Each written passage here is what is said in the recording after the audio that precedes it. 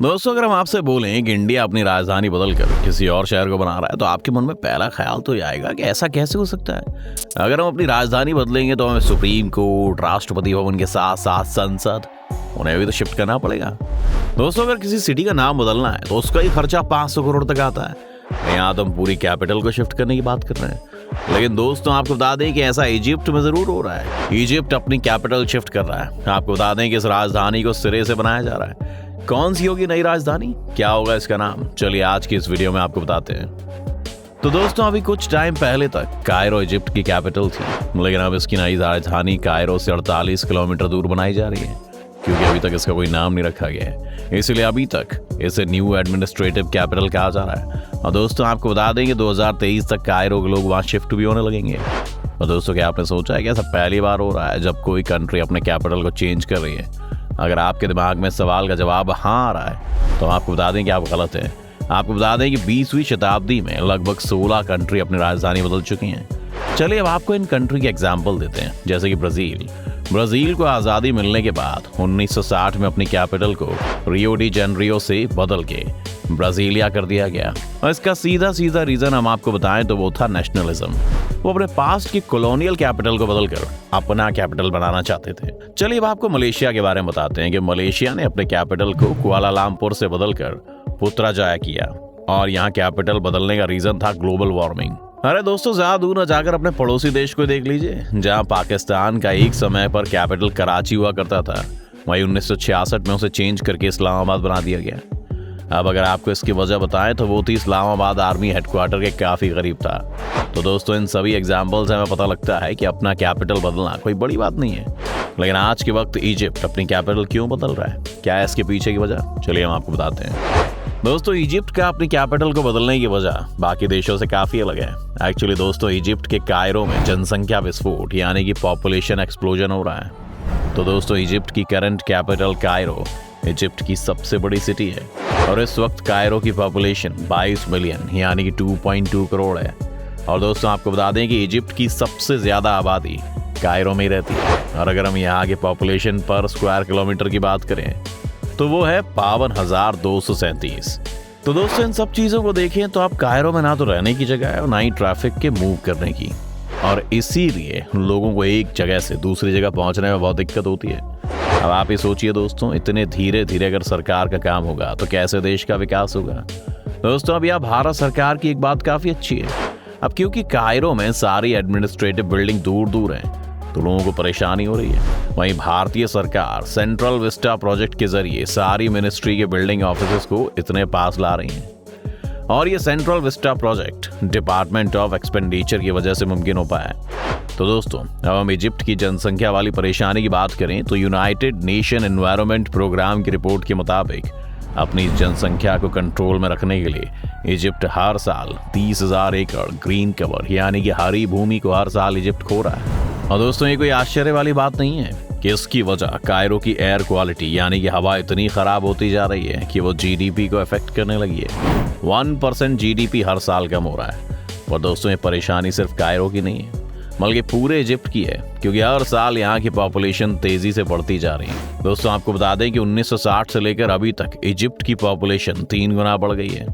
अब दोस्तों, इतना सुनने के बाद आपके सबके दिमाग में एक सवाल तो आ ही रहा होगा कि आखिर क्या वजह है कि इजिप्ट और कायरो की जनसंख्या इतनी ज्यादा बढ़ गई। चलिए हम आपको इसका जवाब भी दे देते हैं। तो दोस्तों, इस जनसंख्या के बढ़ने की 3 अलग अलग वजह है। चलिए आपको सबसे पहली वजह के बारे में बताते हैं। नंबर 1, इजिप्ट की ज्योग्राफी। तो दोस्तों, अगर हम इजिप्ट का लैंडस्केप देखें तो उसका 95% सहारा रेगिस्तान से घिरा हुआ है। और दोस्तों, ये बात तो हमें पता ही है कि सहारा रेगिस्तान इंसानों के रहने लायक जगह तो बिल्कुल भी नहीं है। और अब जो बचा हुआ 5% एरिया वो नदी नाइल से घिरा हुआ है। अब आपको बता दें कि नाइल ही है जो इजिप्शियन सभ्यता का सेंटर पॉइंट है और हमारा कायरो शहर भी इसी नदी के तट पर है। और इन्हीं बातों को देखते हुए दोस्तों, ये बात तो बहुत जायज़ है कि इजिप्ट के लोग कायरो जैसे शहर में जाकर ही रहना पसंद करेंगे। चलिए दोस्तों, अब बात करते हैं दूसरी वजह की। Number 2, history.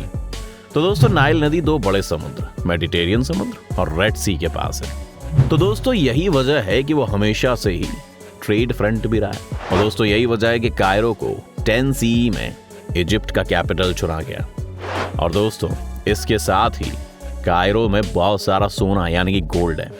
दोस्तों इजिप्ट के पास बहुत ज्यादा गोल्ड था और दोस्तों जाहिर सी बात है कि बहुत सारे गोल्ड का मतलब है बहुत सारे इन्वेडर्स, जैसे कि मैमलुक्स जो कि 13 से 16वीं सदी के बीच में आए, ऑटोमन्स जो कि 16वीं से 19वीं सदी के बीच में आए और आखिर में ब्रिटिशर्स जो कि 19वीं से 20वीं सदी के बीच आए।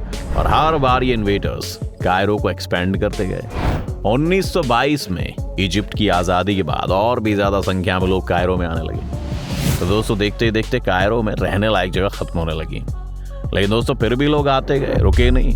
और दोस्तों आखिर में वो सारे लोग स्लम्स बनाकर रहने लगे और आज की हालत ये है कि कायरो की 40% आबादी इन झोपड़ियों में ही रहती है। Number 3, politics. दोस्तों ये बात तो किसी से छिपी नहीं है कि किसी भी सिटी की हालत वहां की सरकार पर काफी ज्यादा डिपेंड करती है। तो दोस्तों आपको बता दें कि आजादी के बाद से इजिप्ट में मिलिट्री रूल चलता है। तो दोस्तों 1922 से लेकर 1956 तक किसी मेजर जनरल ने कायरो की बढ़ती जनसंख्या पर ध्यान ही नहीं दिया। और दोस्तों इसके बाद आए मेजर जनरल नसीर, जिन्होंने कायरो की बढ़ती जनसंख्या पर ध्यान दिया, उसे सीरियसली लिया, इसके लिए कदम भी उठाए। और आपको बता दें दोस्तों कि अपनी कैपिटल को शिफ्ट करने का आइडिया सबसे पहले मेजर जनरल नसीर को ही आया था। दोस्तों मेजर जनरल नसीर का सपना था कि कैसी हाईली डेवलप्ड सिटी बनाने का जिसका नाम होगा NASR सिटी। और दोस्तों आपको बता दें कि इसका काम काफ़ी कम समय में काफ़ी ज़्यादा पूरा हो गया था, पर यह शिफ्टिंग कभी पूरी नहीं हो पाई। अब आप पूछेंगे क्यों? तो दोस्तों सब कुछ रेडी होने के बाद भी लोग यहाँ शिफ्ट होने के लिए रेडी नहीं थे। दोस्तों अब इसकी वजह ये थी कि क्योंकि यहाँ पर रहने की जगहों की कीमत काफ़ी ज़्यादा थी। यहाँ रहने की जगहों की कीमत इजिप्ट के लोगों की कमाई से दोगुनी थी, जिसलिए लोग यहाँ की जगह को अफोर्ड नहीं कर पा रहे थे, इसीलिए प्लान फेल हो गया। पर दोस्तों अब इन्हीं के बाद आते हैं कर्नल अनवर सादत। इसलिए कैपिटल शिफ्ट तो नहीं करा, पर आसपास 8 नए डेजर्ट सिटी बनाए ताकि कायरो के लोग आसपास ही शिफ्ट हो सकें। अब दोस्तों इन्होंने भी वही गलती करी। इन डेजर्ट सिटीज में सुंदर घर तो थे, लेकिन पैसे भी उतने ही ज्यादा थे। पर दोस्तों इसी के बाद से कायरो के लोगों का स्टैंडर्ड ऑफ लिविंग बिगड़ता गया, गिरता गया और सब लोग इतने ज्यादा परेशान हो गए कि 2010 आते आते जनता सड़क पर उतर आई। अब इजिप्ट के हर कोने में प्रोटेस्ट होने लगे, सरकार गिर गई। 2014 में इजिप्ट को मिला नया शासक या लीडर, अब्दुल फतेह अल सीसी। अब्दुल फतेह अल सीसी ने एक एक करके इजिप्ट की परेशानियों पर काम करना शुरू किया और उन्हें सुलझाया, और इन्होंने कैपिटल शिफ्ट करने का फैसला लिया। दोस्तों इस कैपिटल का सबसे देखने लायक पार्ट होगा यहाँ के मिलिट्री हेडक्वार्टर्स। ये वर्ल्ड का लार्जेस्ट डिफेंस कॉम्प्लेक्स होगा। दोस्तों आप बताइए कि आपको क्या लगता है, कहीं इजिप्ट दोबारा से वही गलती तो नहीं दोहरा देगा? कि जगह तो अच्छी बना ली लेकिन फिर वही महंगाई। आप क्या सोचते हैं, हमें कमेंट करके जरूर बताइएगा। तो दोस्तों आज की वीडियो में बस इतना ही। उम्मीद है आपको आज की इस वीडियो से काफ़ी कुछ नया सीखने को मिला होगा। अगर आपको ये वीडियो पसंद आई तो वीडियो को लाइक करें और अगर आप इस चैनल पर नए हैं तो जाने से पहले चैनल को सब्सक्राइब करना भी ना भूलें।